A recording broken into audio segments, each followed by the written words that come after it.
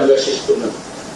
দ্বিতীয় অধ্যায়ে যদি আমরা চুপ থাকতে পারি, তৃতীয় অধ্যায়ের জন্য আর আমাদের কোনো চিন্তা নেই। আমরা নিশ্চয়ই নতুন বাংলাদেশ বানাতে পারবো। যে সমস্ত শক্তি আমাদেরকে ব্যাহত করার চেষ্টা করেছে, আমাদেরকে কুণ্ডল করে দেওয়ার চেষ্টা করেছে, তাদেরকেও সুন্দরভাবে সবাই মিলে মোকাবেলা করতে পেরেছে। দ্বিতীয় পর্বই হাঙ্গামা হবে, কারণ যাদেরকে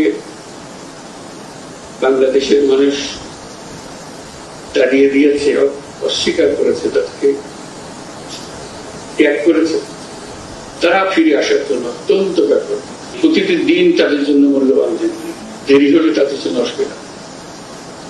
সেই জন্য আমাদেরকে শক্ত থাকতে হবে, মজবুত থাকতে হবে, এবং আমরা যেগুলো আলাপ করছি সেগুলো মতভেদ থাকবে, কিন্তু আমরা এর অর্থ নয় যে আমরা একত্র নই, আমরা একত্রে থাকবো। অন্তর্বর্তীকালীন সরকারের 6 মাস পার হয়ে গেল, প্রথম অধ্যায় শেষ। আজকের এই অনুষ্ঠানের মাধ্যমে আমরা দ্বিতীয় পর্বে প্রবেশ করলাম। নতুন বাংলাদেশের জন্য প্রস্তুত হয়।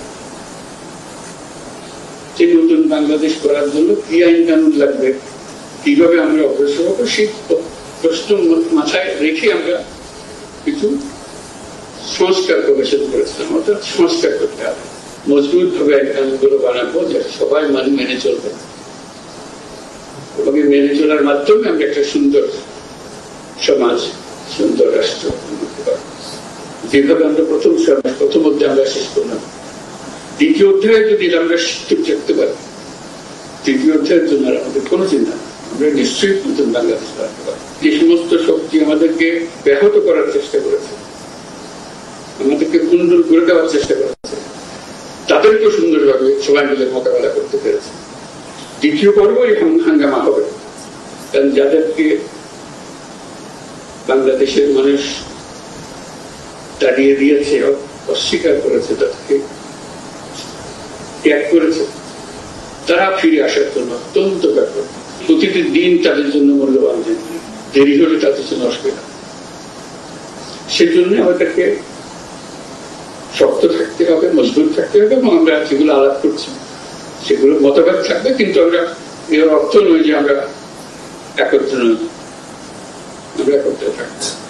একই সঙ্গে এই যে আপনাদের সমর্থন, জনগণের সমর্থন ছাড়া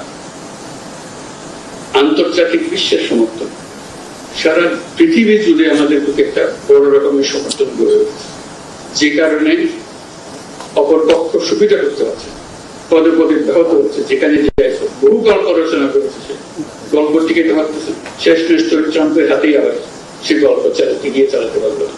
human rights high commissioner for human rights, তাদের একটি রচনা, তাদের একটি প্রতিবেদন সারা পৃথিবী পদ্ধতি বয়ান আর কেউ শুনবে না, বুঝেই পায় না। আর কত সমর্থন চাই আমরা? একদম অক্ষরে অক্ষরে বলে দিয়েছে কোথায় কাকে মারছে, কিভাবে মারছে। এর থেকে বের হওয়ার তো কোনো উপায় নেই। বাংলাদেশকে ঘিরে যে অপপ্রচার চলছিল, এক প্রতিবেদনই সমস্ত সমাপ্ত।